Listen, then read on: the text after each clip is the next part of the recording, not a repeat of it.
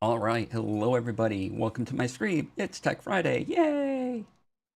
Welcome on in. Glad to see everyone. Hello, JD Lady. Hello, Springleaf. Welcome on in. Good to see you.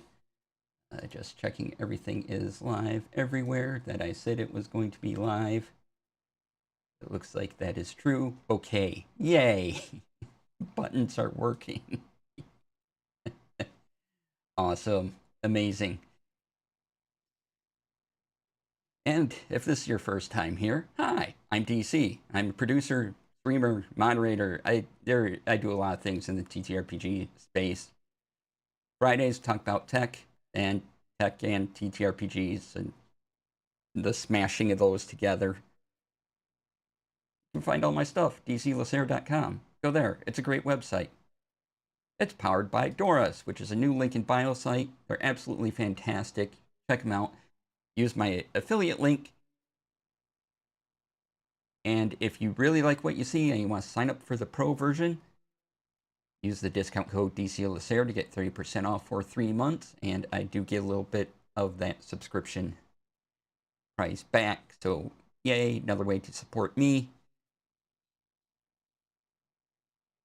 And I'd really like it if you check them out because it's a fantastic service. All right, so today it's Tech Friday. Yay! Both hands, yay!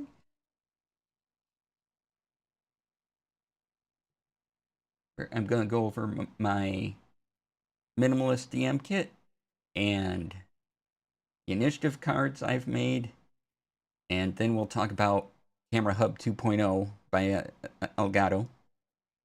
And I'm using one of the features of that right now, which we'll get into when we get to that part, because that's how those things work with those words, pretty much. All right, so for the past few weeks, probably a couple months now, I've been going through designing various elements of keeping track of my games in Obsidian. And I've been also thinking about how I can use those, or if I can print those off and put them into a minimalist DM kit where I'm somewhere, I'm not guaranteed power on my laptop. What do I need? So I'm not carrying around a big bulky bag. What are the bare essentials that I need to run a game? So put all that together. Now I would like to get a different bag, or a smaller bag, but right now everything will fit within my bag I use for conventions. You've seen this on stream before. Really love this bag. It will hold everything I need, plus everything I need to travel a convention floor with.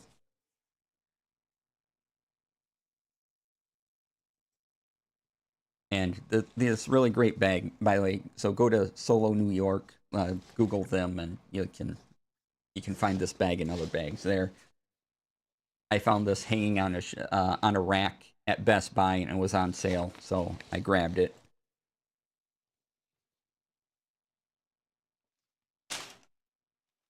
But they do have a website where you can get that very bag, and everything I'm about to show you will fit in there.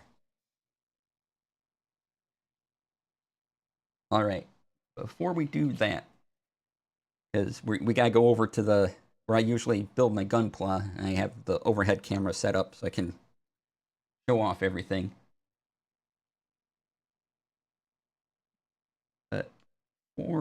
Let's see, I had another thought. Where'd it go? Actually, I got some dice, and I'll just show them off on the overhead camera. So let's head over there, and we'll get into this. First of all, I gotta turn on my mobile stream deck. Switch you over to the camera angle, make sure everything's working. There we go. You can see my folder there. Let's turn on a little bit of music. Keep it low.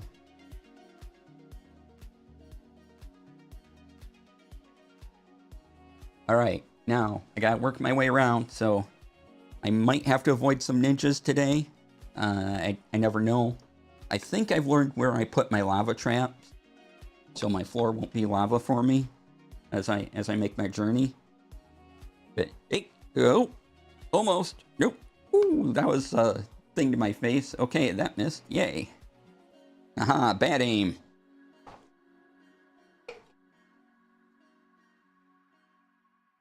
All right. Hello, Rex. Hello, welcome on in. And now from the Dice News Desk, right? Okay, let me do the things. Okay. So, first up, this doesn't go in my DM kit, but I got the new Arby's dice, y'all. The assassins have failed, timed up the bounty, right? And there they are. You can see the big number on each die has the Arby's logo. These are pretty cool. These were in collaboration with Norse Foundry. And they're actually pretty good dice. Yeah, the past couple years they've done this, they've done this 2 times in the past, but not consecutive years. And I was always like, ooh, Arby's dice. You know, it would be kind of fun just to have them. But then Norse Foundry got in on this one, and we have these fancy things. So, I'll take one out. Let's see if I can grab the 20 out of here. But yeah, I mean, they're really solid. You can hurt people with these. It did not come with the meats. I was sad that, you know, they didn't ship me a roast beef sandwich. But I understand. Probably would have been gross, but I would have appreciated the gesture.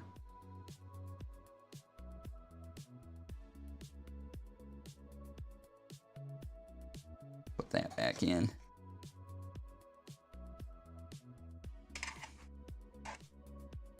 Yeah, so nice set. Did they at least send you a coupon? No, they didn't. They did send me a thank you.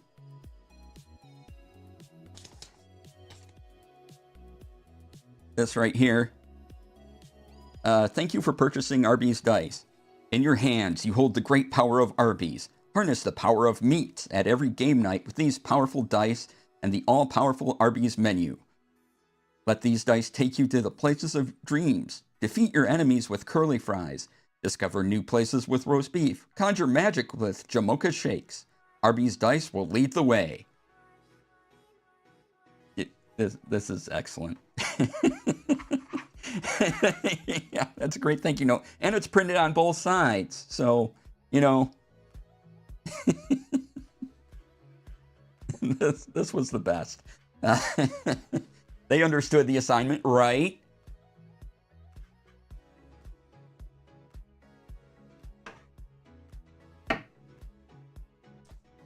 Okay, so toolkit. Oh, let me grab one more thing while I'm thinking about it, because I don't see it on my table.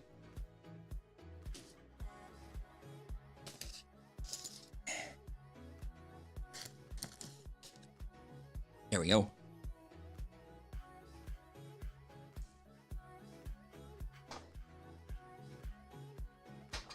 Okay, so first up, dice.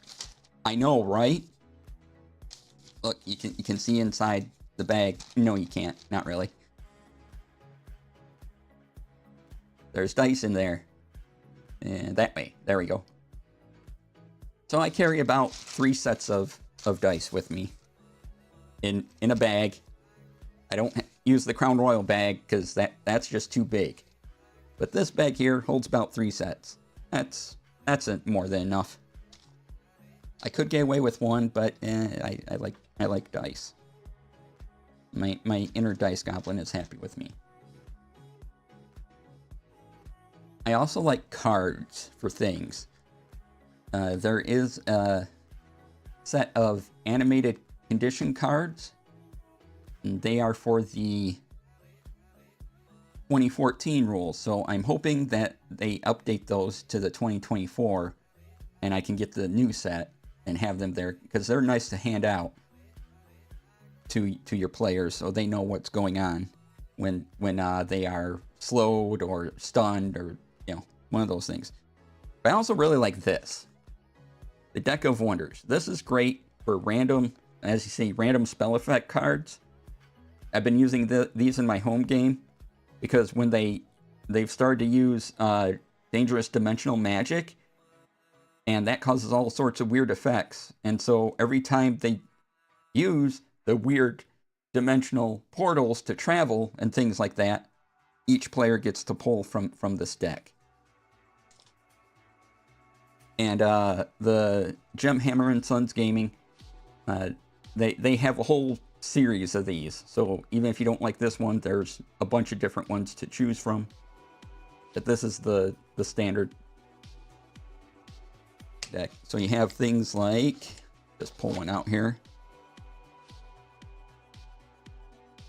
Everything you touch turns into oatmeal until your next turn. Great. Love that. There's also some pretty vicious ones in here too, and I try not to use those, but so yeah, card decks are great, and we're gonna go over a couple other card deck storytelling card decks here after I get through this. So we got through that, and then various pens. I just grabbed a bunch of my pens. Probably only would take a couple with me though. And always carry a Sharpie. I have a black and a red, but always carry at least one Sharpie with you. They're handy. Just remember, I like the Sharpie fine point, but also remember they are permanent markers. So be warned. Yeah.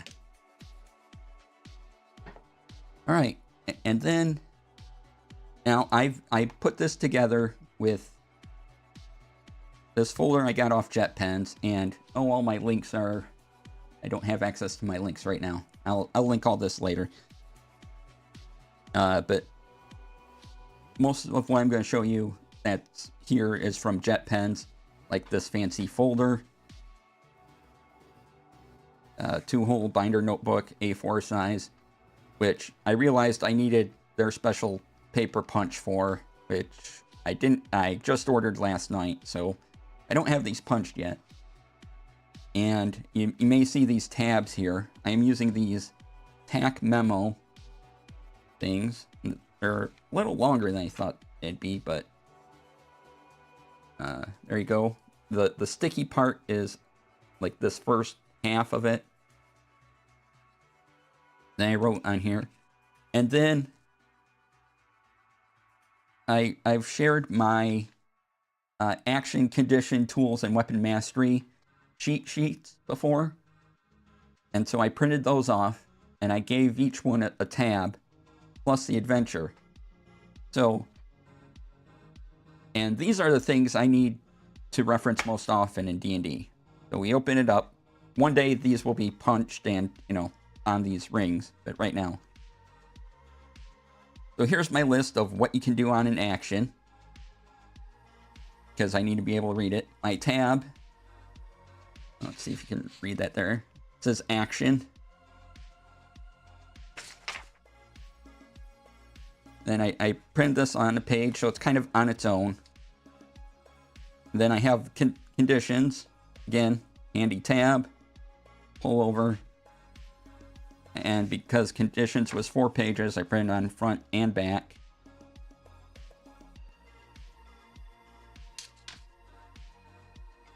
Same thing with tools.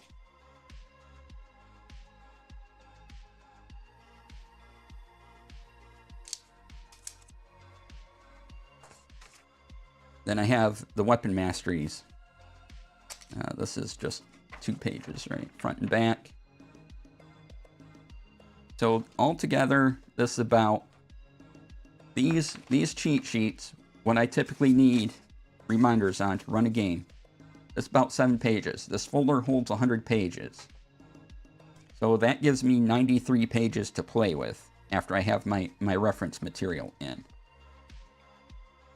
Now then, if I'm running just a home session, and I've showed this in previous videos, but here is my summary. This is from my home game. I did call the adventure Rats and Mataz.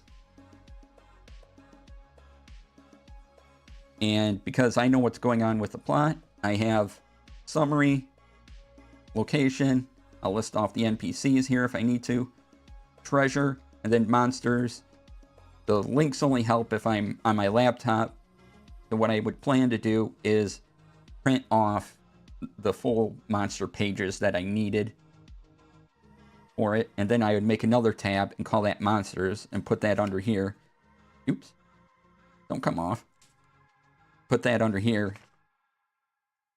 And what I'm thinking about doing is on the back here would be printing a more detailed outline of the adventure. So here's a good summary, and if I needed more notes, and I will be showing off kind of what I'm thinking for that in a little bit. And here I'd have a little more of an outline. Not in fancy boxes or anything like that. Just plain text.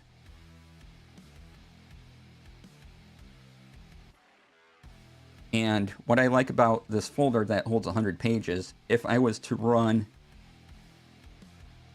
an Adventures League game or something like that, this still should be enough room for the whole of the Adventures League adventure, especially if I print on both sides of the page, plus my cheat sheets.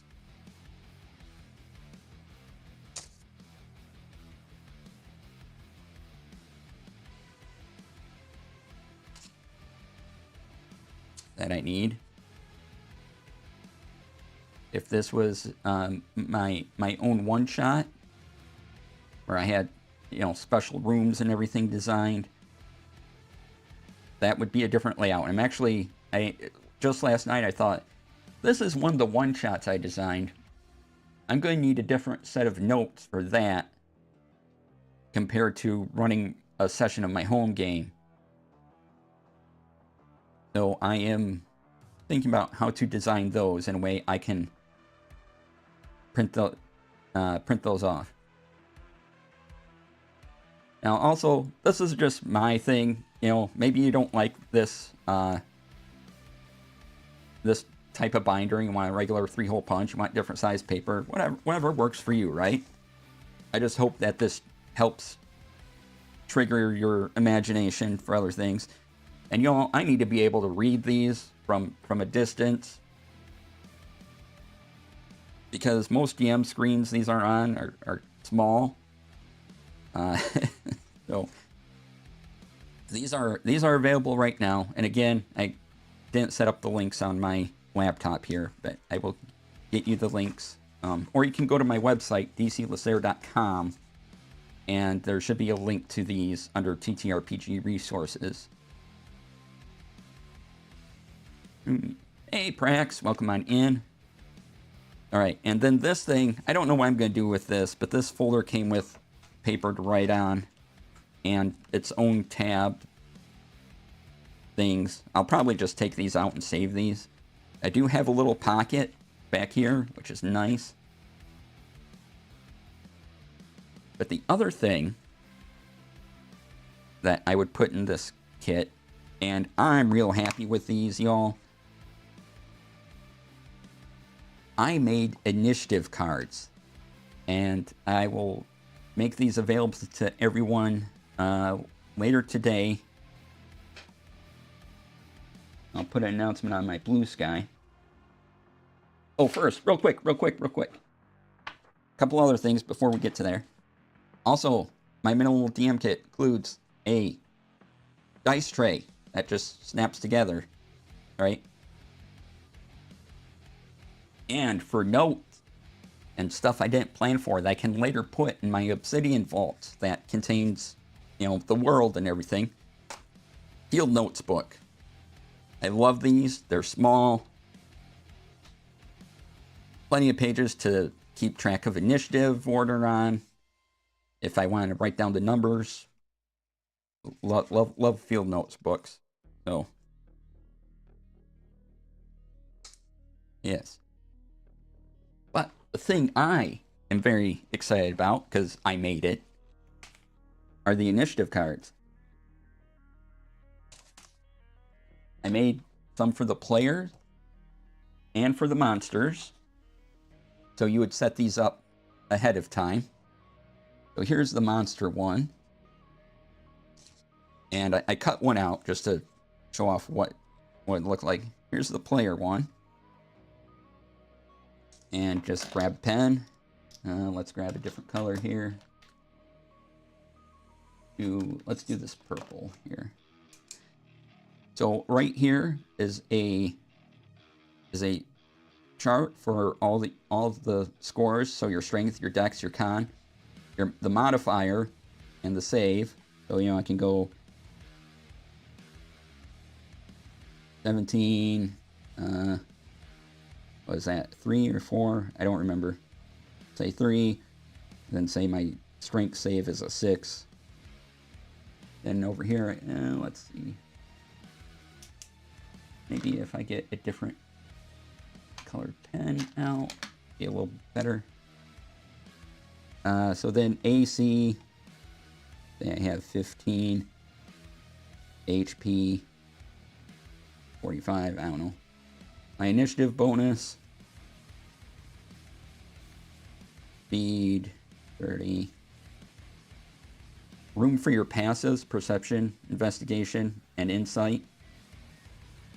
This is the order they're on in the character sheet, if you're wondering why they're not alphabetical. This is just so you look at the character sheet and you don't have to do any mental magic of flipping these around, because it goes perception, investigation, insight on the character sheet. Note, if you have probably a finer pen than this, you can write here. And then this part is where you put the person's name, or maybe a picture, whatever. So, and you'll want to flip it around, because this is the player-facing part, right? That you'll either lay in front of you or on your DM screen. So, we'll say, Sir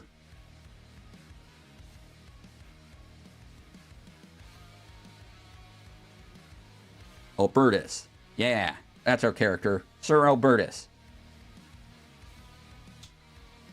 Okay.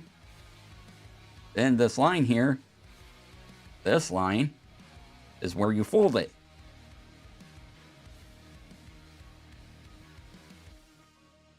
So the player will see the name. You'll see the stats. And you can put them in front of you like that. Or if you have a DM screen, hang them on DM screen.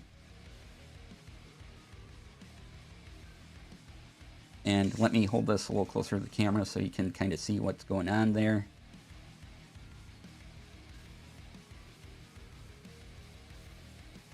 And then for the monsters, I just looked at the stat block in the monster manual and gave you spaces for all the things.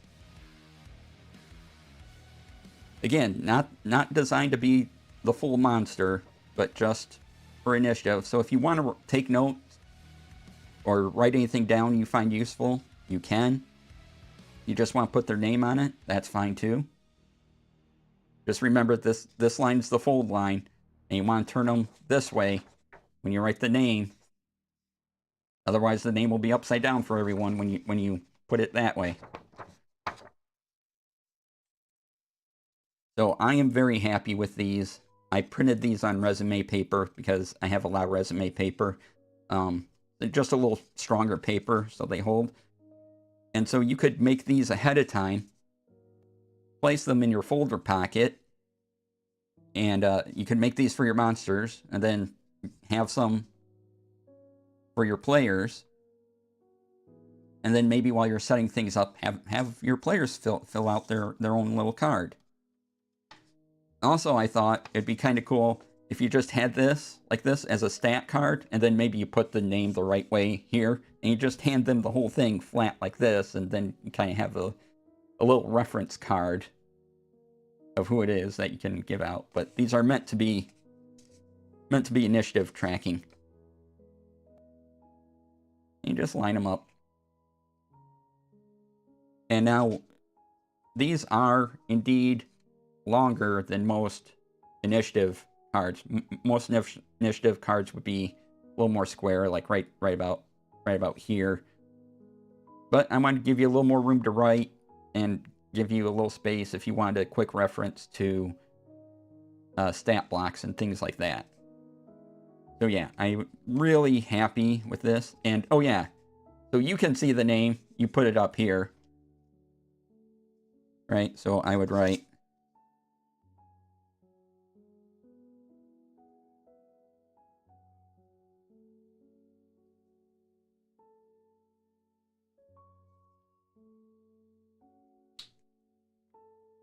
so I know who this is, and then I could even write their initiative number over here if I wanted. There's room for that. Then on the monster cards, made one where you can put the monster CR next to the name, which, depending on the name of the creature, you may want to abbreviate.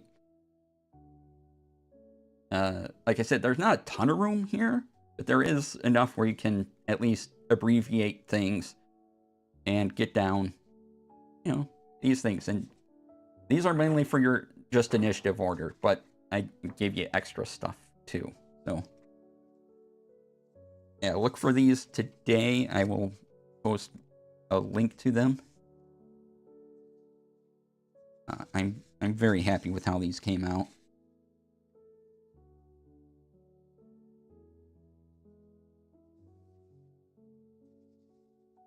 It did take me a while to think of this, but this was all done in Canva, and then I made it PDF because I couldn't get the PNG file to look right when I printed it out. But the PDF, I could just add this extra margin bit here, and so 4 would fit on a page, and it just looked better in PDF format when I printed it out.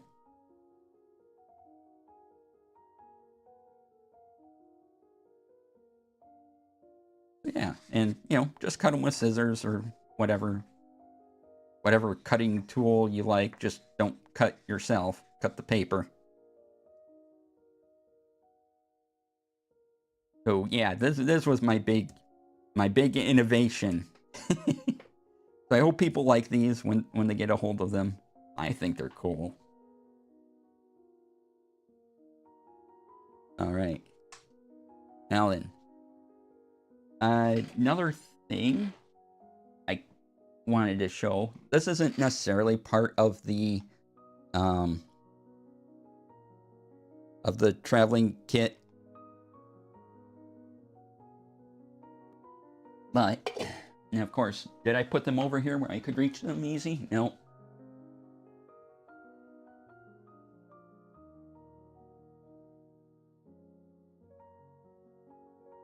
I did want to show off this, which these are very fun. This particular one is called Deck of Stories, and there are some expansions to this. I had to rip the packaging a little bit so I could get these out. And this, you shuffle the cards, so you kind of randomize them. Everything. They give you explanations.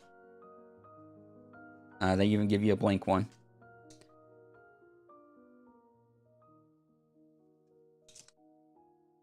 But this runs on something called the ORC system.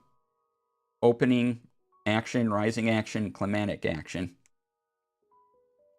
And so you draw one, so that has the C lit up, so that would be for the climatic action. Hey, look, we got an R, so that could possibly be a rising action. And oh, hey, look, I got no as well. So then, what do we start with? Young boy wants your help regaining the throne from his uncle. Then they give you questions. Is this claim legitimate? Does the party believe him? Just to help you thinking. Then the R, the body of a paladin's deceased father has disappeared from its grave. How you relate these two is up to you. Now, if they don't fit, like, you don't have to use this. You can change these. You can pull a different card. Some cards are good for both. So they'll have, the O and the R set up. So I could use this as an opening or as a rising. But again, it's my deck. They even say, hey, you can even use this as climatic action. And then, these two fit together nicely, though. Young boy wants your help regaining the throne from his uncle. And then the climatic action, a message arrives from the future to save everyone. A child must die. So you can relate this person to the person who must die to save people. And do that. So these are great just idea generators. Right? You got to come up with the sticky in-between bits, but these are great for coming up with prompts. That or would work especially if the party robbed the grave. Now the paladin is moving, right?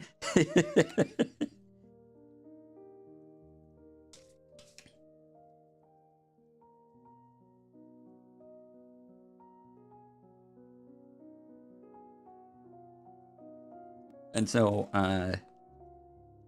I drew some of these the other day, and I took a picture of them because I got a combo I liked for a story that I'm not going to share because, well, maybe you'll play in that game online with me or something. I don't know. But these are nice if you're just stuck or want some story ideas. These are very good prompts. I like this because, 3 letters. It goes fine. And you just draw, pick till you're happy. And I kind of like the bit of randomization they offer. Focus? Okay. And then the other day, why did I put this over here? I put things very far away from myself for some reason.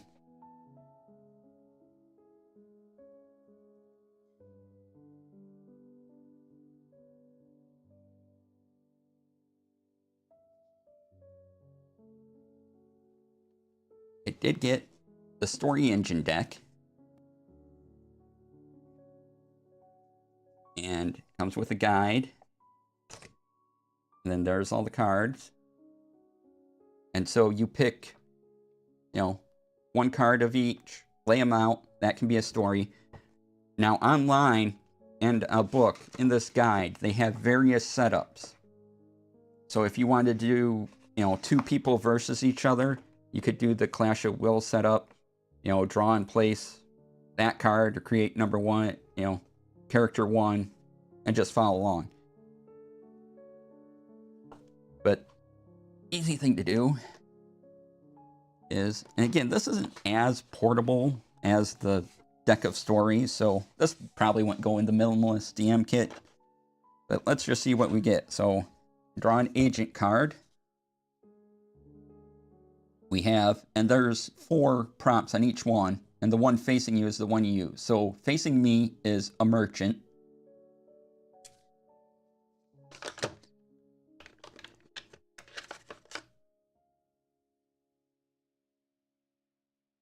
Merchant wants to enact a secret plan revolving around a museum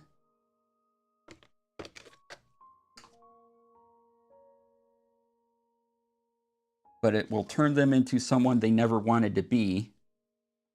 And then you have the aspect card that you add to any of these cards. So, As you can see, we have traumatic, misunderstood, revolutionary, gilded. So we can make this traumatic. We'll turn them into someone they never wanted to be, and it's awful. So now we have a story, right? Merchant wants to enact a secret plan revolving around a museum that will turn them into someone they never wanted to be. And there's trauma involved. And there you go. And this card, this card here, kind of your adjectives, you can place with any of these. So if you wanted the museum to be traumatic, you could put that there. If the secret plan revolving around needs to be traumatic, you could put it there, or a traumatic merchant, right? You could,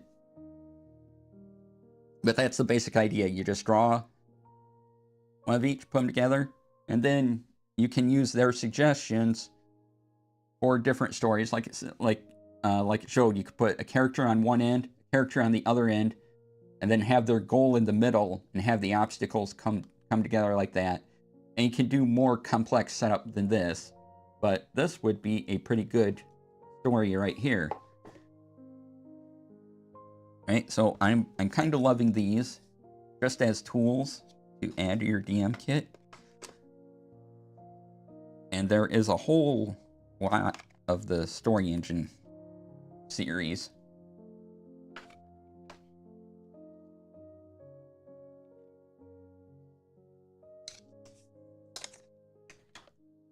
But I'm really liking these.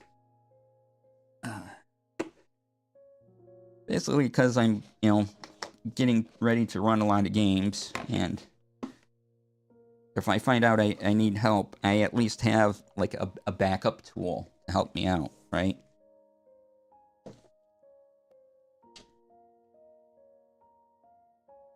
And here's my initiative card again. I like this.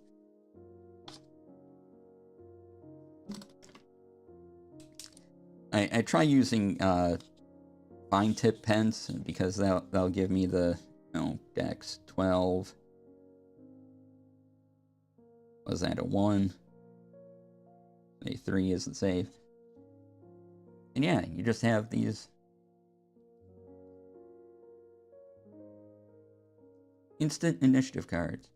You could even take these and you could put a piece of art, resize it, and copy paste, right? And take the PDF file, copy paste it over here, and you could have a piece of art with the character portrait on it, and then print it out that way.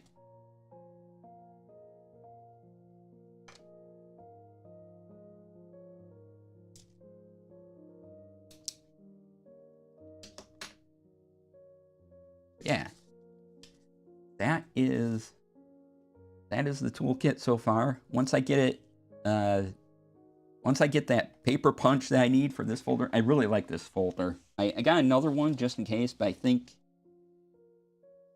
for now I'm going to use these. These 2-hole binders for A4 size. These are really nice. Plus, I like that little clicking sound. And oh yeah, these just pull apart these hooks. So you press. I always have trouble with this one. Yeah, you press and you pull away, and it just unsnaps like that. Then you snap them back together. And you can see how wide this is. This will hold 100 pieces of paper. So. Now I may add other things in here like maps and such. And maybe for those I find some plastic sheets or something to hold them in. But I didn't want to use plastic sheets, and like I said before, in a previous stream, I'm an office supply kid, so using a extra office supply like paper punch makes me happy. So yeah, field notes guides, all these are very inexpensive, and they're great. enough room to write something down where you don't quite have to feel crowded to make notes. Oh no, I have to get more office supplies. The horror, right? Oh no, I spent more money on jet pens.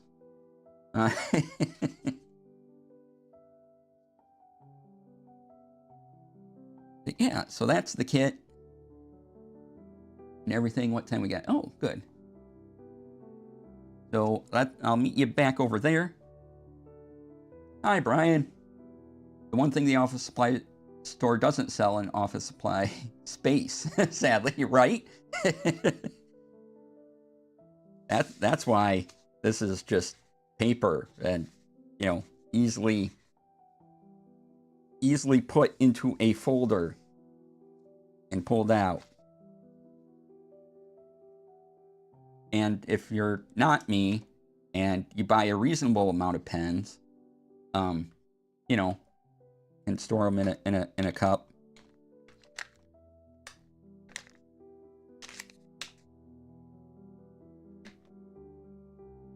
Because, minimalist kit. Yay. What I would like to do is, and I may have to go the 3D print route for this, but get a box or a bag that fits this, that would fit this if I filled all 100 pages, plus the field notes guide, plus the dice, the dice bag, and the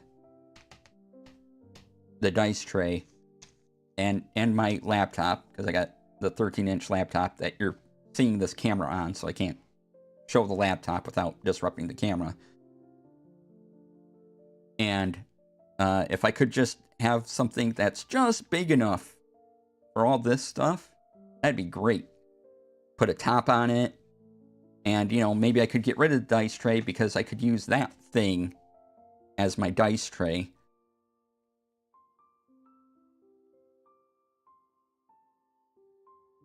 That'd be neat, but otherwise this goes into my convention bag from now on. Now I do have my big bag that I mainly use for my home game, where I have my big fancy DM screen and a bunch of minis.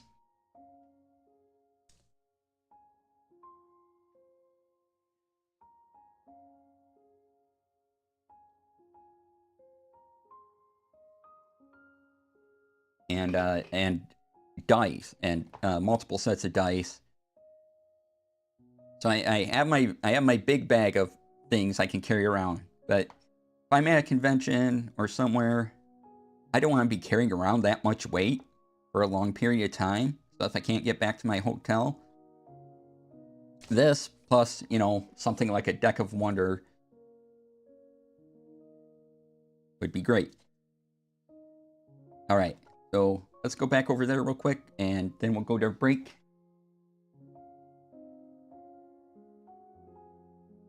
Thank you, Rex.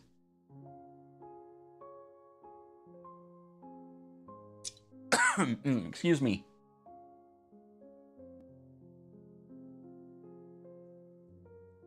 Avoiding the ninjas.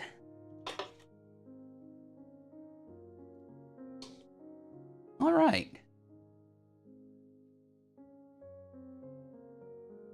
So, when we come back, we'll go over my newest idea in Obsidian for adventure, and then we'll get into the Elgato Camera Hub 2.0 things. But first, let me put down some links here. This is when I was showing off the Story Engine deck. They have the how you can use it on their website. So that's the Story Engine tutorial.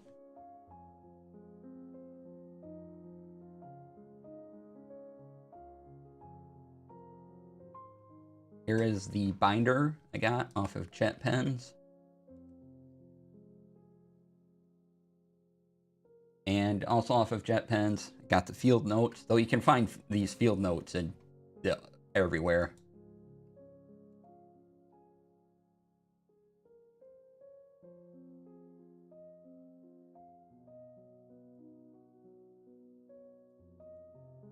And here's the link to my action weapon mastery cards and condition cheat sheets. If you want to use those and print them out, feel free.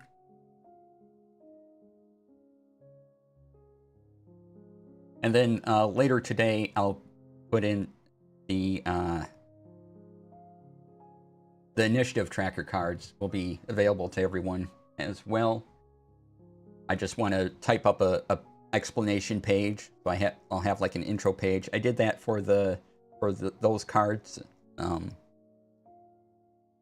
just so you have an idea of my thought process and how to contact me, things like that. Okay, so let's take a break and be back about 5-10 minutes in there, run some ads, and I will see you all in just a moment. Stay tuned. I'm not above mooneranging your face. Your creepy, creepy face.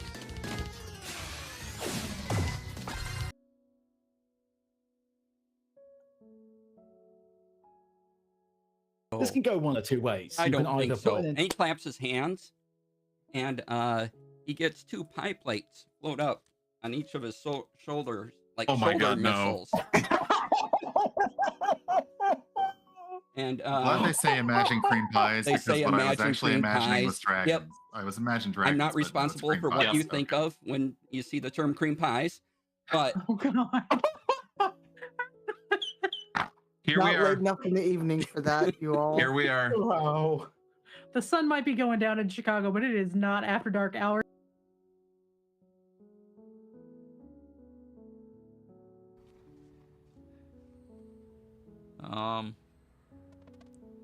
Zale? Yeah, yes? Hey, Herb. Are you seeing a bunch of furry little butts?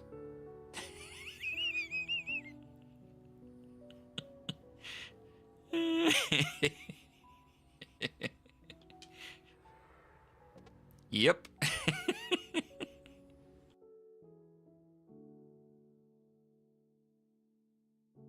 We open slowly to just not get it everywhere. Oh, expectations. Probably not going to be too bad. If it's horrible, you'll all be really amused.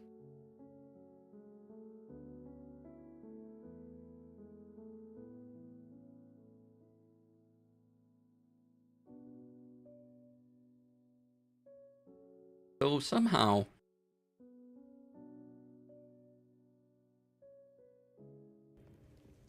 you've been caught trespassing again. okay, what? Deception. This isn't gonna work. Oh, it might actually work. Oh no, it's a 20, so it's a critical success. Congratulations, you convinced them to give you access.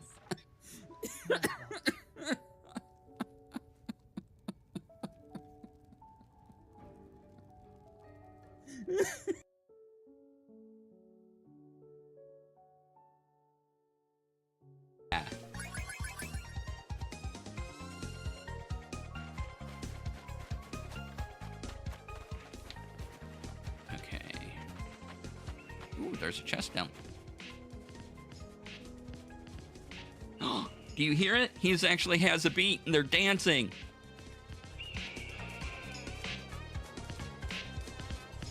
That's amazing. Love it, love it, love it, love it.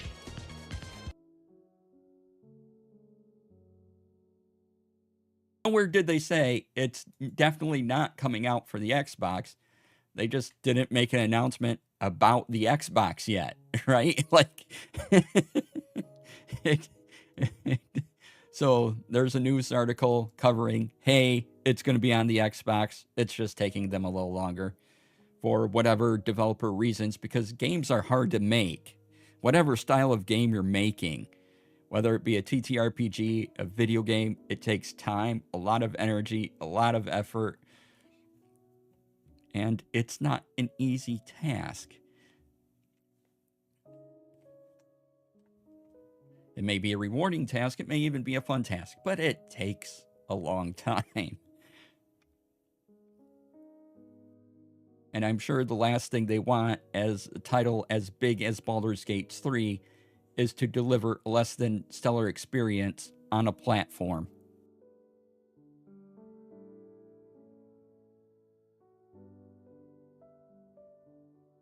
I'm still a little wary. I just keep watching DC's like window.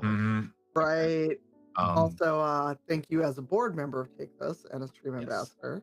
So this is the 5th baking themed one shots, part of the baking anthology. It will be the last charity one shot on DC Lasair's channel, although he may be available for other things. In case you do not know, DC is a producer, streamer, moderator, and the superior hat. Oh my god! Ask and ye shall receive. The Hatamancy has been engaged. So please follow DC on Twitter and check out the links and check out his Patreon and Ko-Fi if you would like to. If you would like this for consulting, if you would, for whatever reason, like this for consulting. Production classes are A++. I guess this is everything I wanted. Yeah. So yeah. I'm so happy. You asked that earlier, and we had no clue this was happening.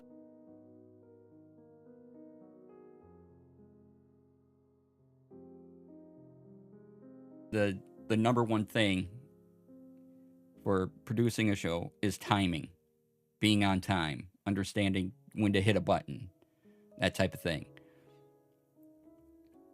The other thing is knowing your workflow. If there's a number 2, it'd be knowing your workflow. So if it is easier for you to set up your volumes like I just showed you, using the Stream Deck Plus and directly into OBS, or if it's easier to use the Wavelength software,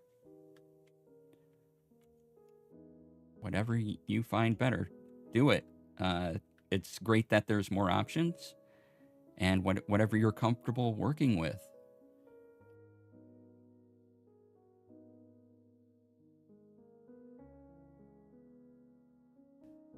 And, hey, leave that alone.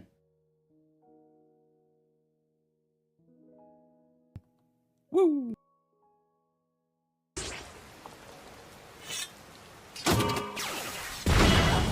Oh! Welcome back, everybody. Thanks for sticking around. Appreciate it. Let's see here. What am I doing? I'm clicking things. That's what I'm doing. Okay, so Obsidian. I wanted to show off what I'm doing in that again. This will look familiar if you've been following along the past couple weeks. As soon as I find the button, there we go. So, here's my Obsidian. And now here's the summary page as it currently looks. And with just this information, I ran a 3-4 hour session of my home game. Right? Because I don't need to explain a lot of things to myself. If I had someone else running this, yes, there would be more notes than this. But since it's my world and my brain, this is all I need. And then what I'm thinking of, as I mentioned during the minimal DM kit and the first segment, was that turning the page over and adding to it, I believe it's this adventure template. So I have the date up there, and I just use Markdown. So that's what, if you've never used Markdown before, these 3 number signs, or hashtags, whatever you want to call it. So these 5 here give me a certain style of heading that make it the date. And so I just, you click these, they're all there. And then I write the date, what campaign it is. Maybe I have the adventure name up top here instead of the words adventure template. I do a recap of last session, and then I have no more than a paragraph for dividing the adventure into 3 parts. And then I also give myself three paths that the characters could possibly take from here. Again, maybe 1 or 2 sentences, and that'll be enough. Kitty, hello. Maybe we'll get kitty time today, y'all. Hi. Hi, Hannah. Oh, you know what? Nope, you can't. No, you gotta be on screen now. Also, don't hit the mic. It's my kitty, Hannah. She's been a good kitty lately.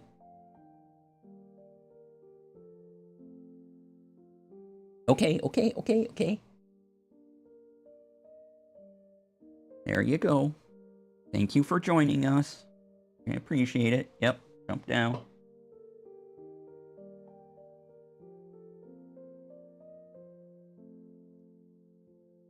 All right, yes, you get the pets because you're the kitty. All right, need to help the cat a minute. So, enjoy the chair. Hope you guys have a good conversation with the chair.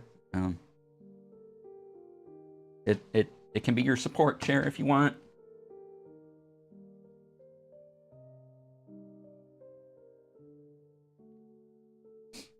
All right, and y'all can still hear me because I have my mic on still. So you're just following me around for making sure the kitty's okay. Yeah, doing good? You good? Okay, kitty's good.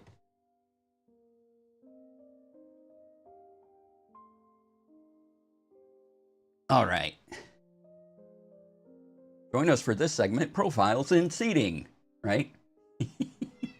Oh my, that was a meow. Hold on, I may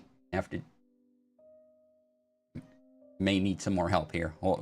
Be right back. And this time I will mute my mic.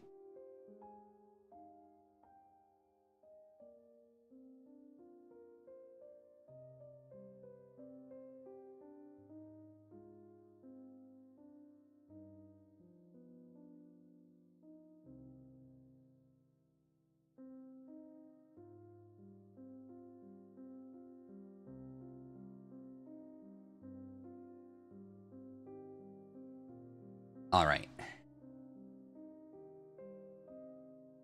Should be okay. So yeah, real quick recap on this.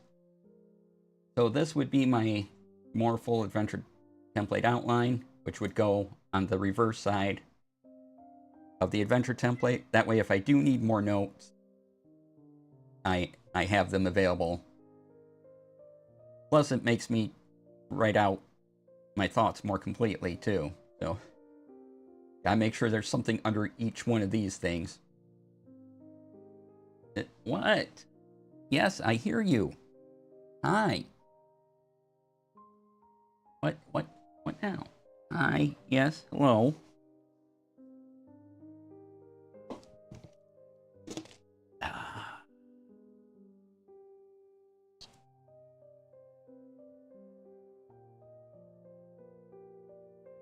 I know you want to get down, don't you? But you can't. You have to join us now. You're the stream. No one wants to hear what I have to say about anything. You're the important one here, kitty.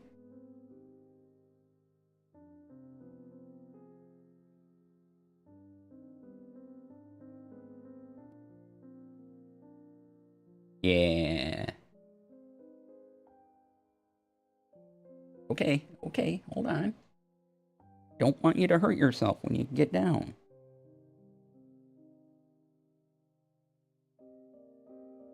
Are you good?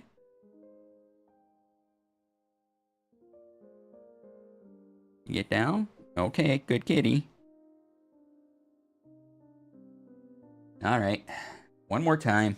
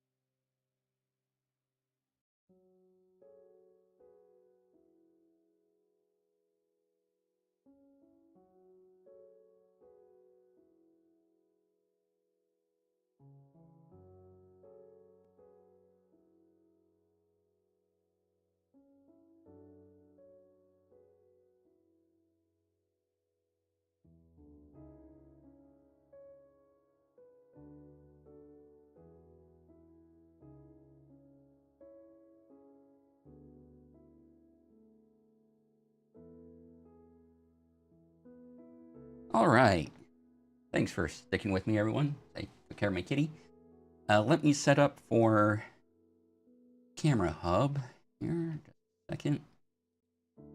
Video mode. Make sure you all can see it.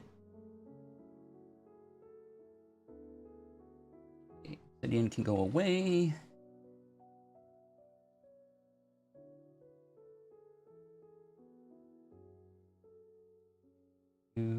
Let's embiggen. Okay. And let me get you a resource here.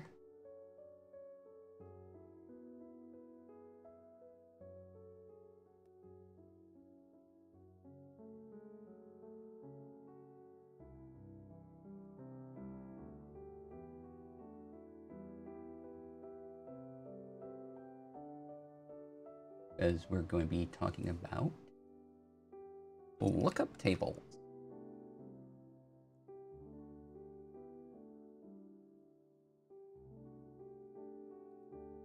All right. So, Elgato released Camera Hub 2.0. And it has a bunch of notes. Does a lot. Here's all the everything it can do. One of the big things, though, is using a LUT, or a lookup table. And what these do is they're a way to color grade your footage. Mostly used in editing, but you can apply them directly to your camera. So here's a pretty good explanation of what are LUTs. They've been used in broadcast a very long time. But now they're easy to use, thanks to Elgato and the Camera Hub. So, boop. All right, so here's the Camera Hub interface. And as you can see, we have, oh, I don't want to use that. As you can see, we have LUTs here, and I have a variety of them. Like, that's an emerald, natural punch. I got some of these. Right now, we're using whatever this one is. I have 2 pages because they give you some for free. And they, like I said, they can change the color of your camera. And you can do some neat things with these.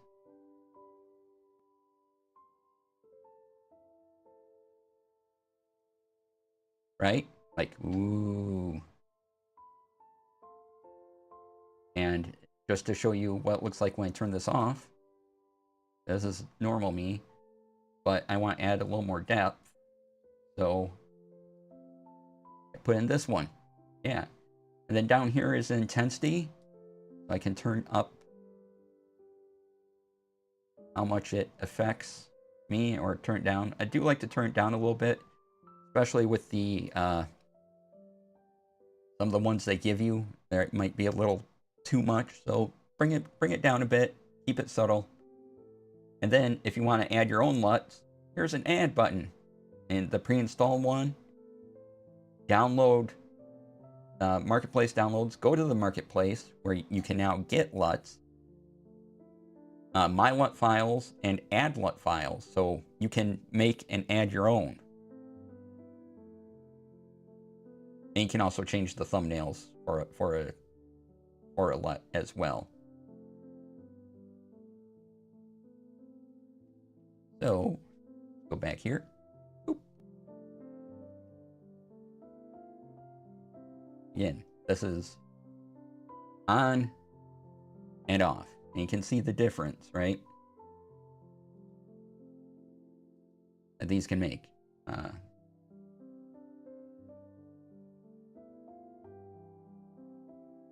So they're a lot of fun, very useful. Plus, you can use these when you're editing your footage. You can just take these LUTs and apply them to your own footage in, say, DaVinci Resolve. Anything like that. But let's go to the marketplace and show you where to find this. And let me double check here, make sure you can see all this.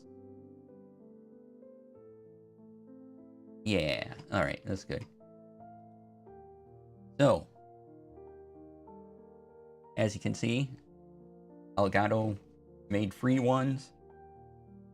Harris Heller has made 5 that are, right now they're 99 cents. And if you purchase these, all this money is going to charity, and then in like a month, these will all be free. So if you don't feel like donating to charity for these, just wait a while and you can get them when they become free. And then here's some more that just popped up. So I should get these and play with them. Oh, this is clever. A before and after pick. That's a good way to do these. Good job. So yeah, you can see all the effects people are already making. And you'd go to the Camera Hub section. Camera Hub LUTs. And they also have backgrounds. Now these are, as you can see, pay for some of these. But, you know, collection of 5 free backgrounds.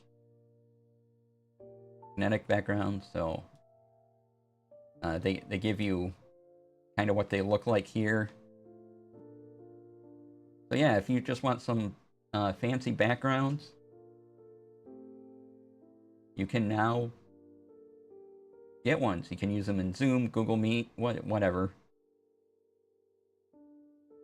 But yeah, so just like they have the OBS, and you can get whole overlays through Elgato, and people can make their own and, you know, get paid for providing for uploading these to the marketplace. They now have camera LUTs and backgrounds. So they're really providing you with a lot of tools that you can just download and use. I mean, even if, so the backgrounds, even if you don't have Elgato stuff, these look nice. I mean, you can get it and download.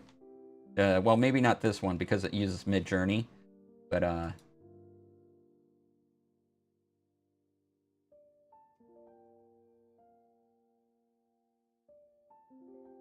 here's some neat VHS backgrounds.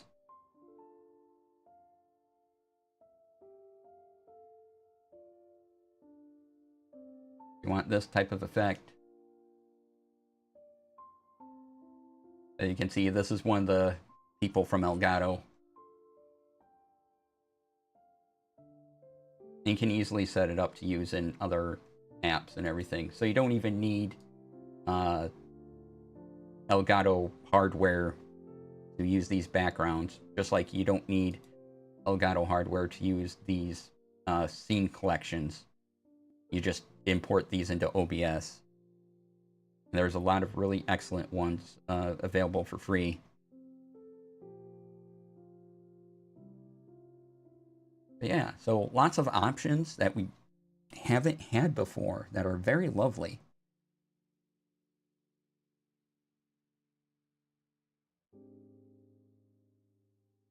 So yeah, if you have any questions about anything we've gone over, now's the time to ask. I do have a question that came in via my handy dandy form.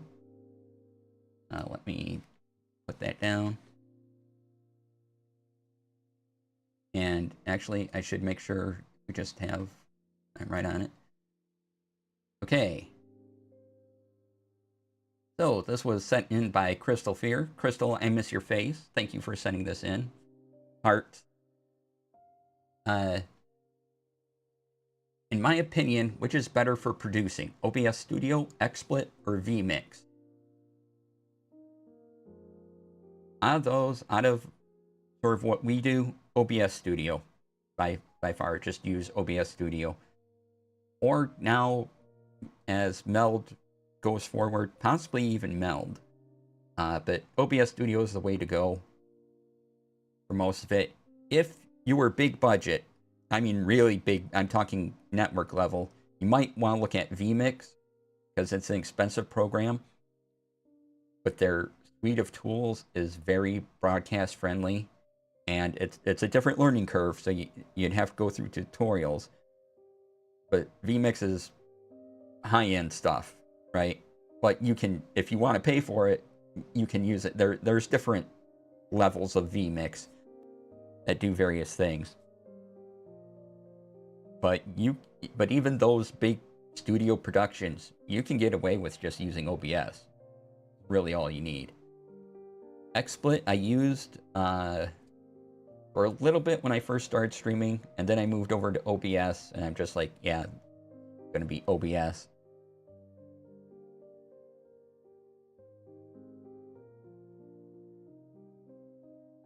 So yeah, most of the time, like 98% of the time, OBS Studio is the way you're going to want to go. As far as ease of use and things, Meld is getting up there. And there was a big interview with Meld over on, there's a streamer named Nutty, I've showed off some of his stuff before, who was interviewing the CEO of Meld. And you know, one of the questions was, well, how are you monetizing? Meld is free, but you're not open sourcing. You're a company that needs to make money. And so right now the idea is that Meld Studio, the stuff for streaming, will always be free. And they're coming out with an advanced editing platform that, by the sounds of it, hasn't been done before. Now that editing platform, and it'll all be in one thing, but that editing platform is what they're going to charge monthly for. So they're hoping that they have enough unique features in this editor that you'll want to pay for it. And it does sound interesting. Saying stuff like, recording everything separately and everything separately, even your transitions. So if you were to hit a transition button, you don't like it, well, that's a separate thing in your timeline, and you can just change it, get rid of it, whatever you want to do, instead of being all one thing. Pretty cool. So, and Meld isn't that old as far as public available software goes. It's still a beta. But I think ease of use, Meld is getting up there. Otherwise, just stick with OBS Studio. It's OBS Studio, a couple of the plugins, all you really need for producing live stream stuff. And if you're part of a big corporation that can afford it, go for vMix. I've played around with the trial version of vMix, and they offer a full suite of packages, which is lovely.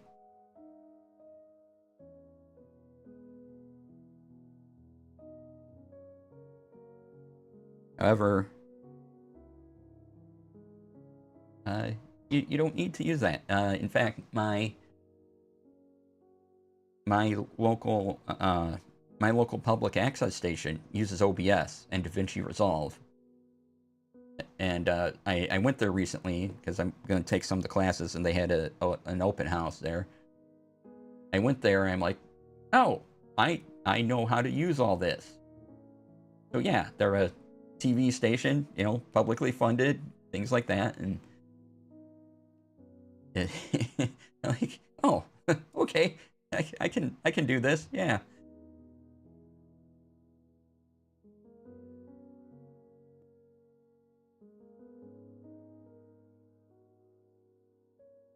So yeah, like 98% of the time, OBS is the way to go.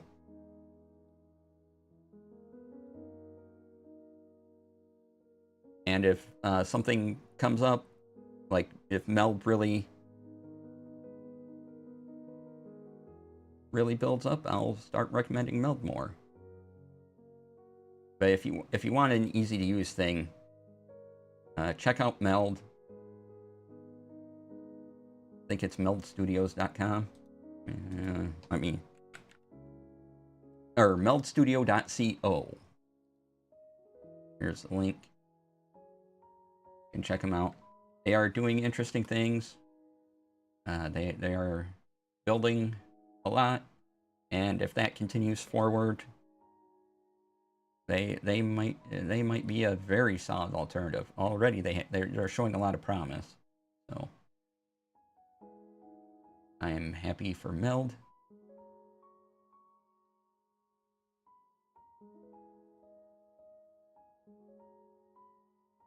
So let's see. Have I covered everything yet? Is it time to look at news things and just talk about whatever? We did that, covered the question. Oh, and if you have a question for Tech Friday, you can fill out this form here.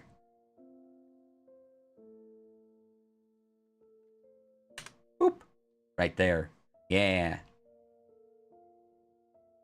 And I'll get it and I'll read it off just like I did for that one that Crystal sent in.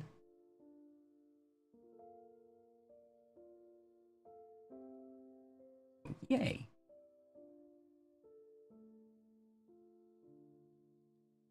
Okay. So yeah, now we can take a breath, relax, get into our weekend,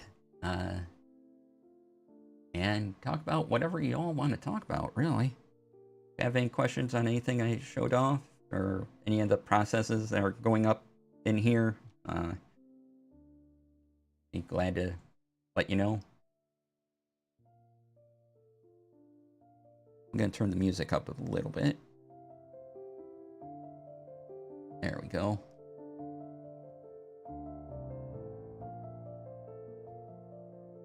Maybe not quite that much. Okay.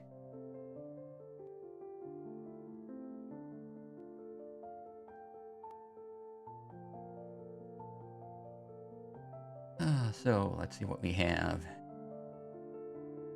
Anything interesting?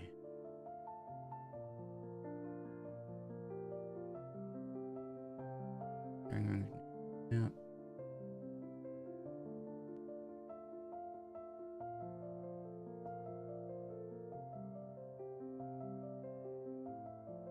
Okay, we've talked about this before.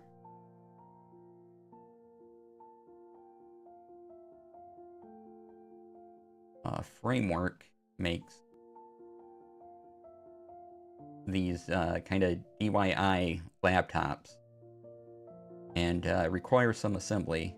They're kind of cool. They are less expensive than normal laptops, so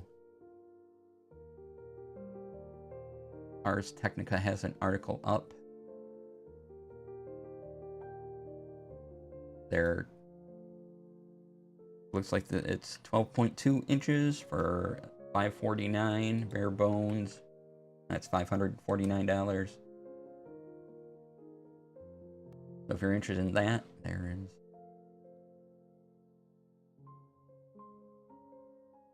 There you go.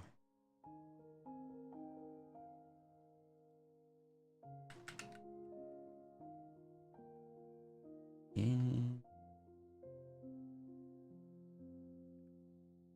I can't spell today. Yes, this website. Go here. Okay.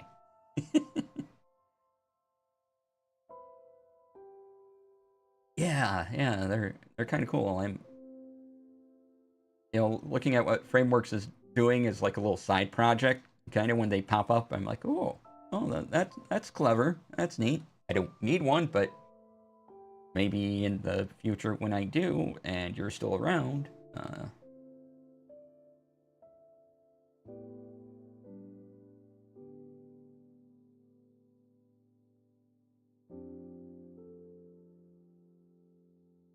Let's see.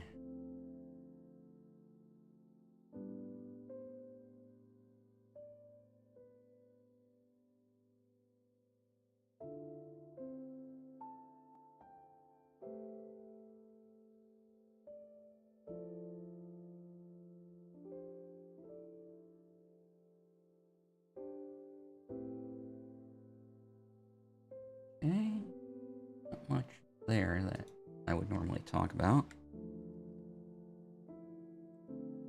Just going through all the normal news websites that I look at.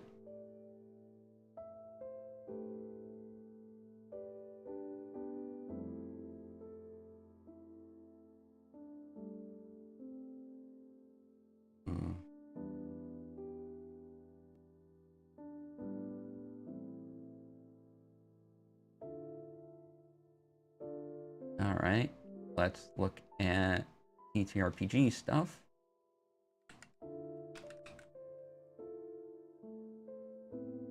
And open up the usual suspects.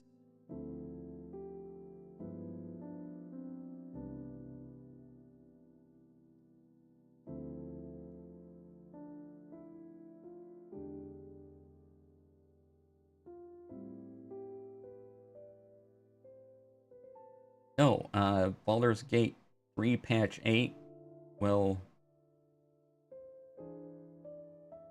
be out April, I want to say April 15th, which is adding a bunch of stuff to the game.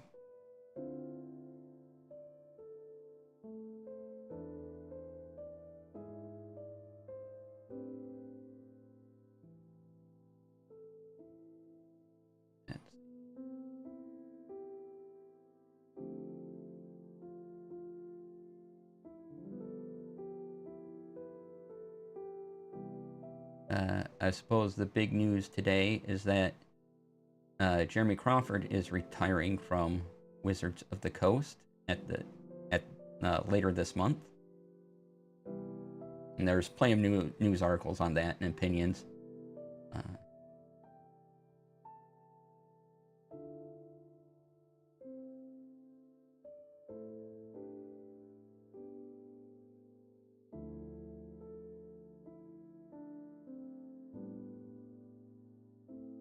See.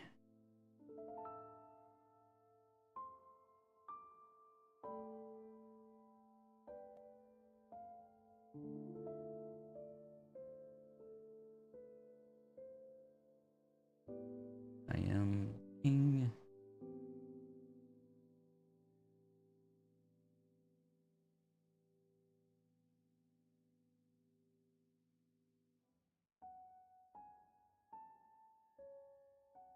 Get they finished 5th edition is done, but still that's a bit of a bummer. Yeah, they're still really good people at Wizards though to fill those shoes. So not that they are ever going to be filled in the same way, but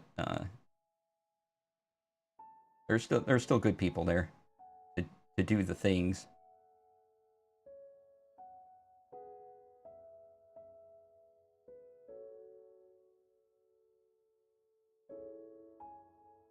But yeah, I mean, him and Perkins, their influence was huge on D&D for, Perkins around decades.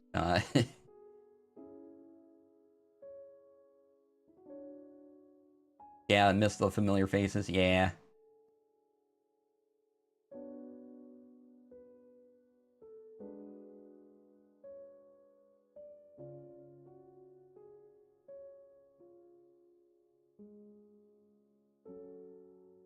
Let's see.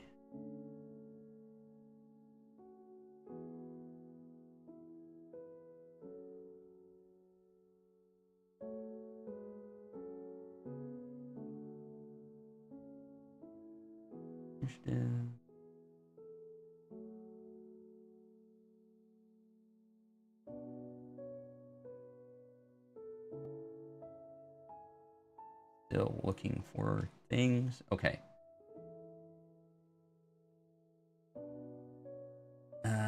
Oh, here's a good article on Baldur's Gate 3 patch 8.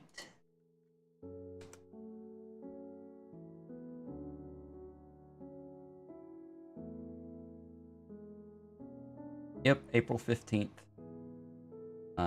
Every class is getting a subclass, plus a bunch of other stuff. So we're getting Barbarian, Path of the Giants, Cleric, Death Domain, Druid, Circle of the Stars, Paladin, Oath of the Crown, and Fighter, Arcane Archer. Monk, Drunken Master, Ranger, Swarmkeeper, Rogue, Swashbuckler, Sorcerer, Shadow Magic, awesome. Warlock, Hexblade, Wizard, Blade Singing.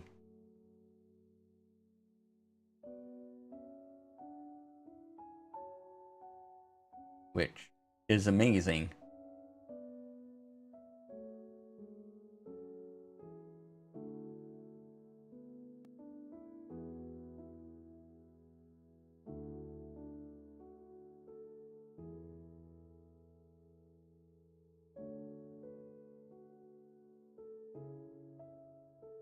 And speaking of D&D stuff, there is a new book out. First one to use the 2024 rules.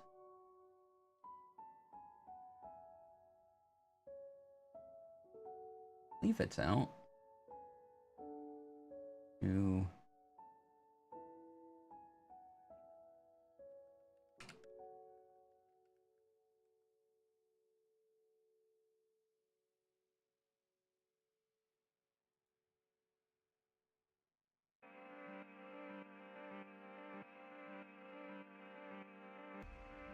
Anyway, it's called Dragon Delve.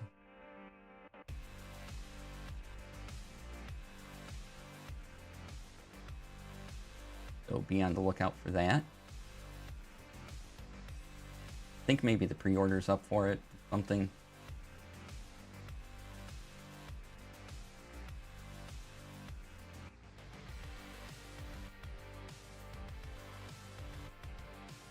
Yeah, you can pre-order Dragon Delve, sorry. It's an adventure anthology. There'll be a group of adventures all packed together. 10 adventures for characters 1 through 12. And it takes you through chromatic and metallic dragons. So that should be a fun adventure book.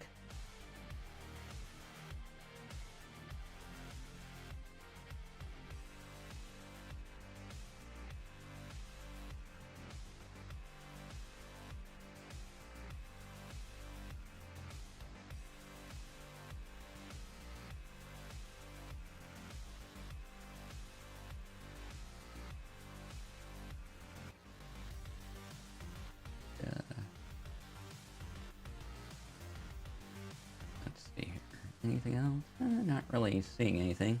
So if there's anything you all want to talk about, let me know, because I've gone through my material. There's a novel coming out by Delilah H. Dawson as well, Children of Strahd, I think. Oh. Let's see. Children of Strahd.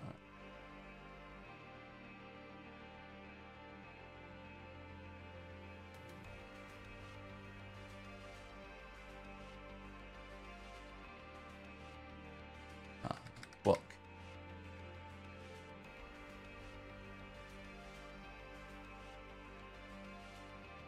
Oh, Heir of Strahd. Okay. Yeah.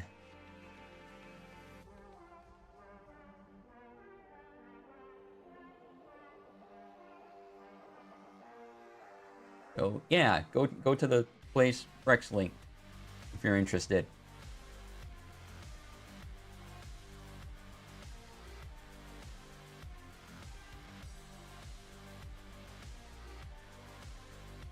And I thought I saw something where there's going to be another Dritz book coming out in the near future.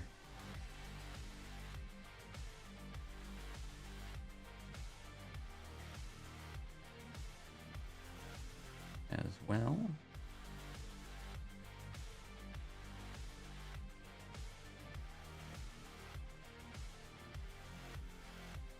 See, you've read one of her books, and she's a solid writer. Kill the Farm Boy with her, if I can recall it correctly. Wow, neat.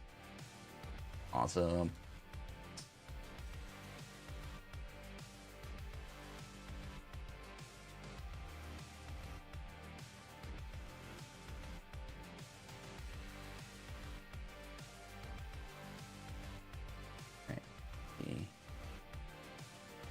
Let's check the social announcements, see if anyone decided to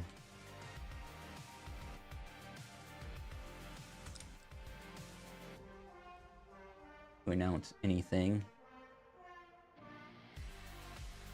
Oh, going back to Camera Hub 2.0, it does do other things, but for me, the LUTs were the exciting things. They say that it'll follow your voice better on prompter. So as you talk, it'll fill in the script and keep scrolling. Phrase by phrase highlighting, that's what they call it.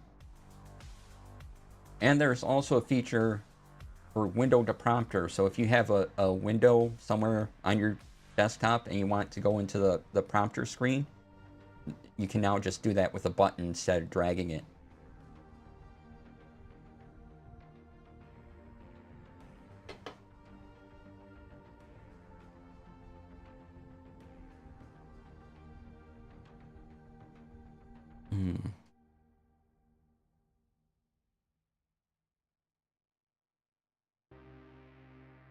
Oh yeah, okay. I have to look something up. But stops working, does that mean your machine has a phrase game? Exactly.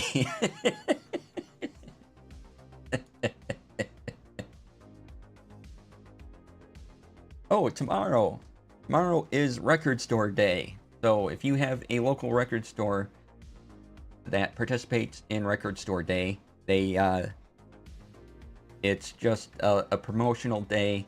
They have unique limited run records. If you're into collecting the vinyls, you can go here. And it's one of those days where I get together with a friend of mine.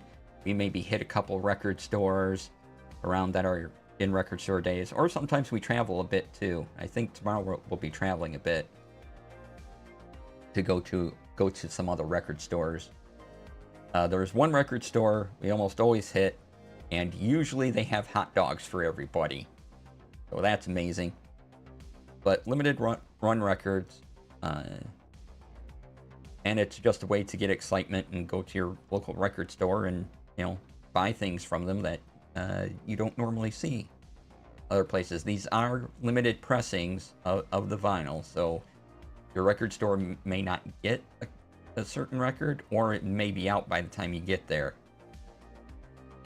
That's kind of why we go to multiple stores. If there's maybe one or two we're looking for, we're usually covered. But But there's also a list out of all the records available at record stores, and there is a handy put in your city, state, or zip code widget that will search for record stores near you that will be participating in Record Store Day.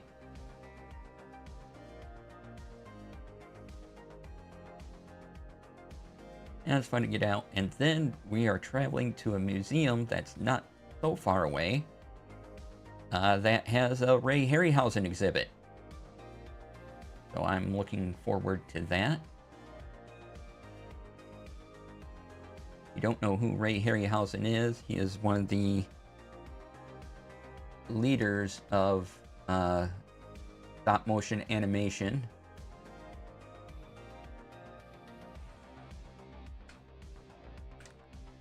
If you've seen, oh boy, like Clash of the Titans, Golden Voyage of Sinbad, 20 Million Miles to Earth. Actually, he did quite a few of the Sinbad movies. Jason and the Argonaut. Yeah, Jason the Argonaut's one of my favorites. He did Mighty Joe Young as well.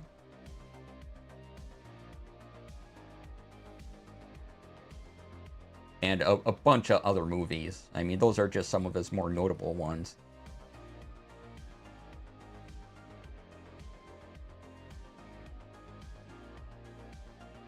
But yeah, he's done a lot of really good work, and it was very innovative in the space.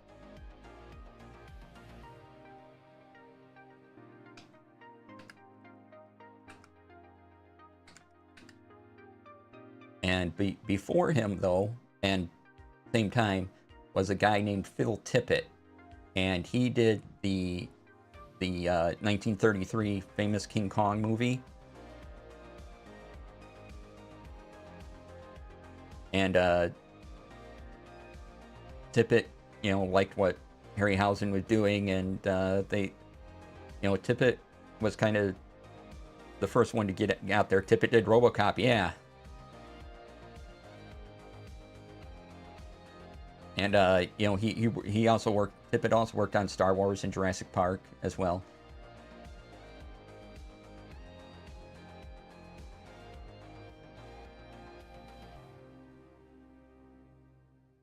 So he wasn't.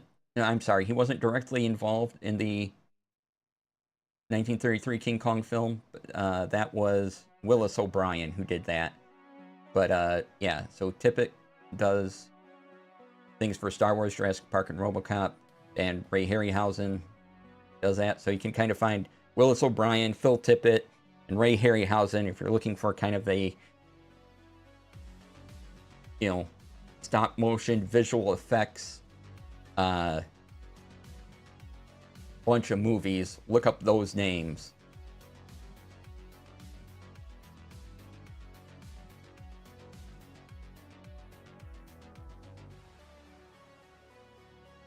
And you'll see a lot of movies. So yeah, I'm sorry, I had that wrong in my head. It was Willis O'Brien, Harryhausen, Tippett, yeah.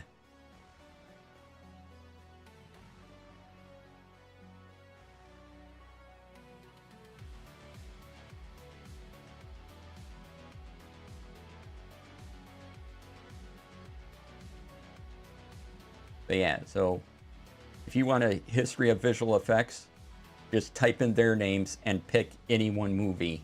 But yeah, Willis O'Brien did King Kong. Then we have Ray Harryhausen, and then Phil Tippett. And, yeah.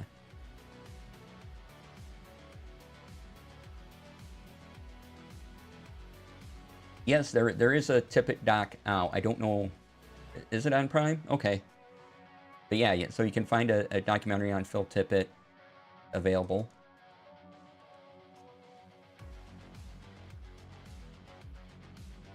Which is awesome. But yeah, he is fantastic work. All three of those. I mean, Willis O'Brien did King Kong, one of the most influential stop motion-y things ever. And then you have Ray Harryhausen, who did so much. I just, Jason the Argonauts has some phenomenal sequences in it. So do some of the Sinbad movies. And a lot of really fun movies. And if you want to know about animation and part of the history of film, animated techniques and effects, those 3 names, look them up. You'll have a good time.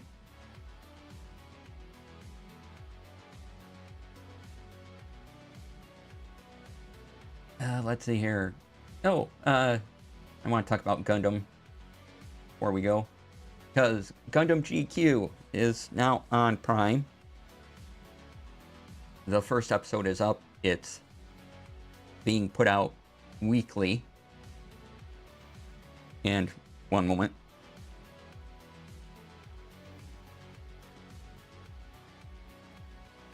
And I mentioned before that I saw the movie version, which was sort of the first 3 episodes put together.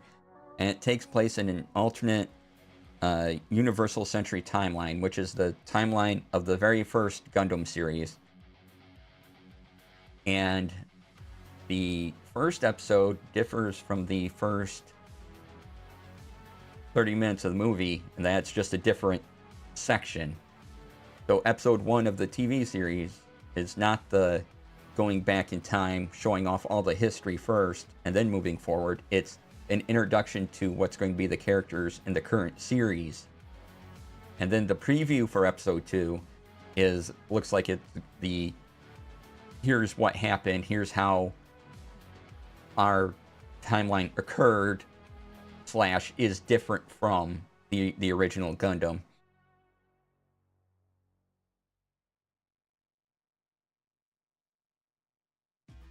Or, yeah, the original Gundam series. So check out Gundam GQ. It has a lot. Gundam GQ, I know there's a bunch of views in X.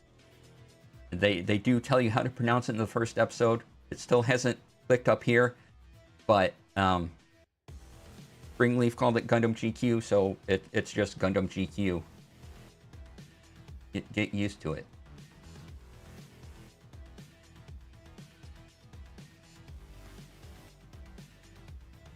So yeah, I am looking forward to seeing that series.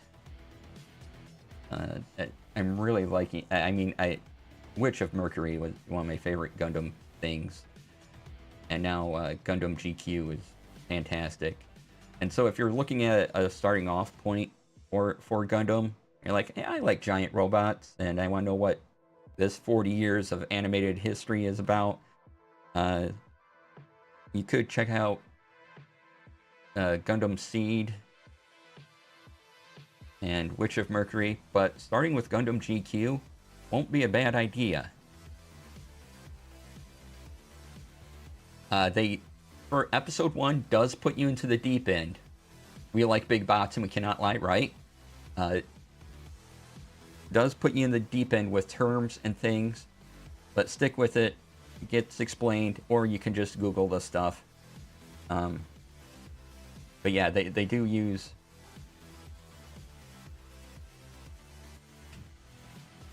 terms, if I can spell it right.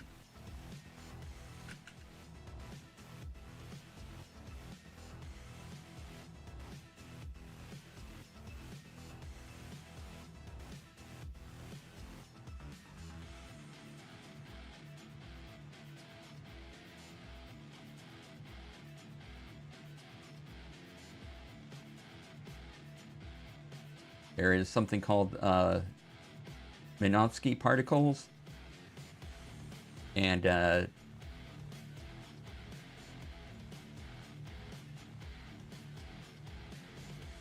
their downside is that they cause radar and communications and scanners to stop working because of particle interference.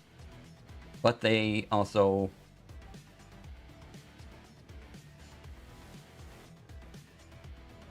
make beam weaponry work. So, you know.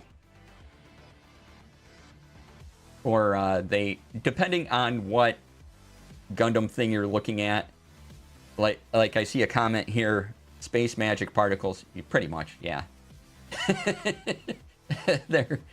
But if you see that, they'll throw out that term in the first episode of Gundam GQ and not explain it. but they're just essentially particles that do things.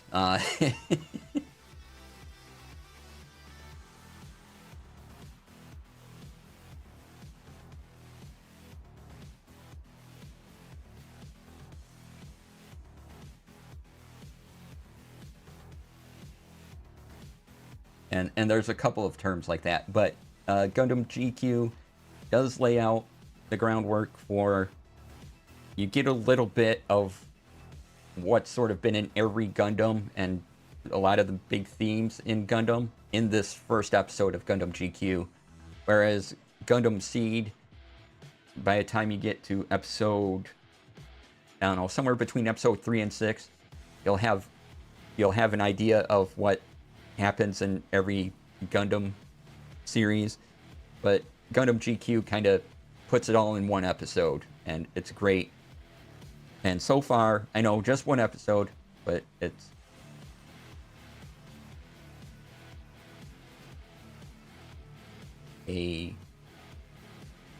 that one episode is pretty good, so check it out.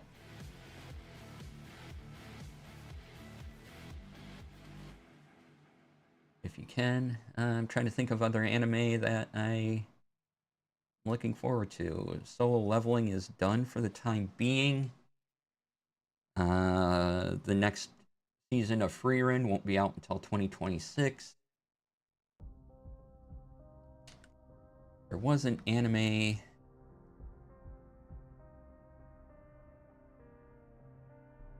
Man, I can't remember the name of it. There was an anime I'm interested in. Sakamura Days is done with its first season. And I can't remember the name of it. Seemed interesting, but well. See if Crunchyroll tells me anything.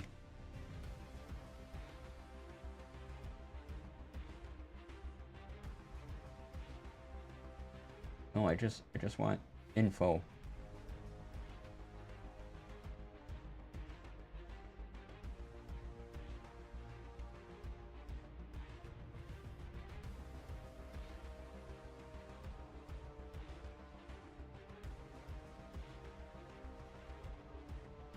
Oh, I know. One I'm kind of interested in is the beginning after the end. That seemed like it had potential.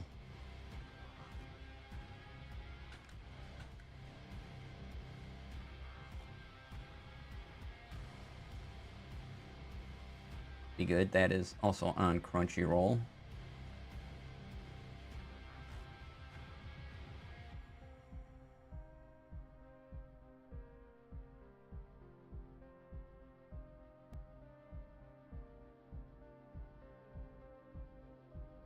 It's based on an American web novel series, so. American web novel series, okay. Those are words that go together, all right.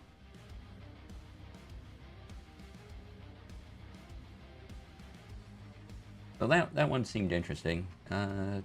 Doesn't have big robots, but you know, not everything can have big robots.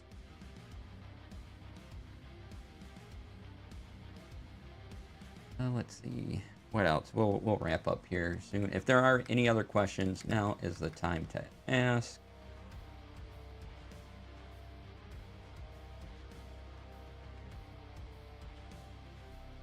Yeah, I'm looking forward to my day tomorrow. Going around record store day. I try to, you know, there's at least one record where I'm like, yeah, that'd be cool to add, but I try not to, you know, I don't have a lot, so I don't try to spend a lot. Well, there's one year that I spent a little more than I should have on record store day, and so I do my best to not do that. But record store day, it's hard to hold back sometimes, yeah.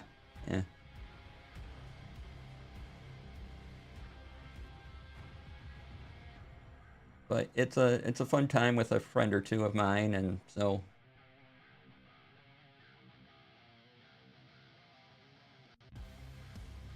Yeah, good. And just and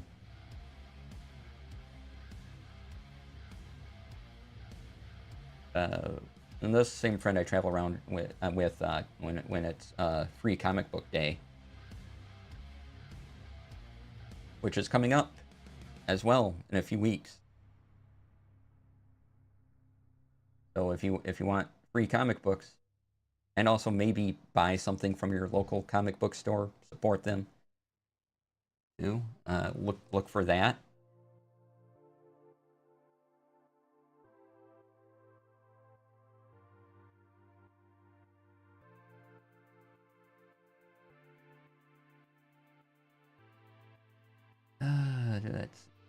Let's see what we have. I'm just looking at Blue Sky, seeing if there's announcements up and around. There's a bunch of world being the world, or this country being this country right now. That I don't want to deal with. So get those later. Rolling bond by. Okay, I don't see anything. Oh, I will be part of a charity stream over on. I gotta look at their name again because I know I'm gonna get it wrong. Telltale Heart Twitch. It'll be on. The stream I'm producing will be May 1st. It's part of their Star Wars BIPOC TTRPG weekend. And the DM is Candace the Magnificent. They'll be running a Savage Worlds game set in Star Wars universe. So if you check out their Star Wars weekend, you'll see a variety of game systems, but they'll all be connected. Well, their stories won't be connected, but they'll all somehow involve Star Wars in various systems, which is a very cool idea.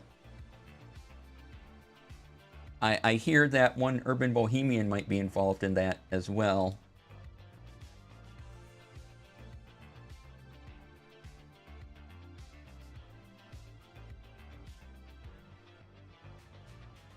Who, me? Yeah, you. You know, might be doing a game during that weekend.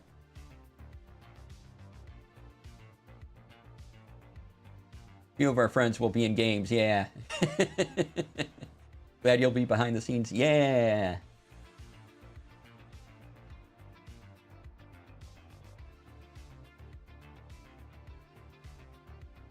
So check out for all the announcements on that weekend.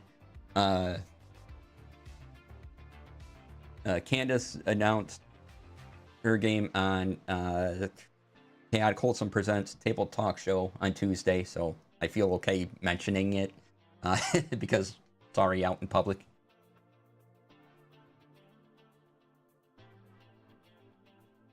Type of thing, but yeah, so look for that. I'll be producing one game, and it'll be fantastic.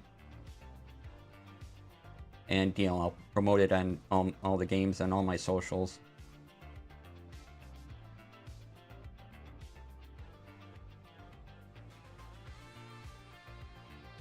Let's see, what else do we have? Once again, I look for my initiative cards to be released hopefully later today. I want to make a quick instruction page to add in with the zip file. That'll be available, and there'll be a link to it on my website under my TTRPG resources.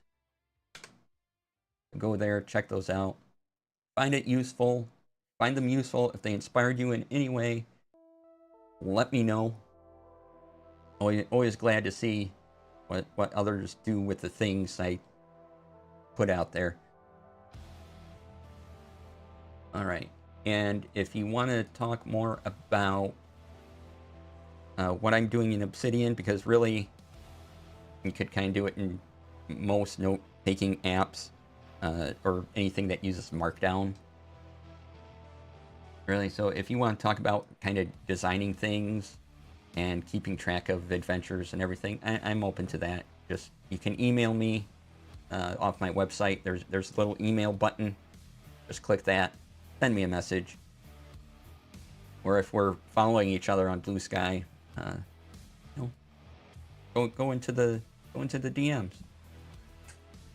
All right, let's see who's on. We can send a raid over to. Let me check, make sure there isn't any other comments. Yeah, okay, fine. Who is on that we can talk to? Panda's on. Yeah, let's go say hi to Panda.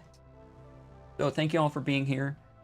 I will be back Monday with more South of Midnight, which is a fantastic game. It's quickly becoming one of my favorite games of the year. And I'm really enjoying it. If you can check it out, or if you can watch anyone else play South of Midnight, do it. It's fantastic. Oh, also, speaking of video games that I have love for, Vampire Survivors has 2 updates.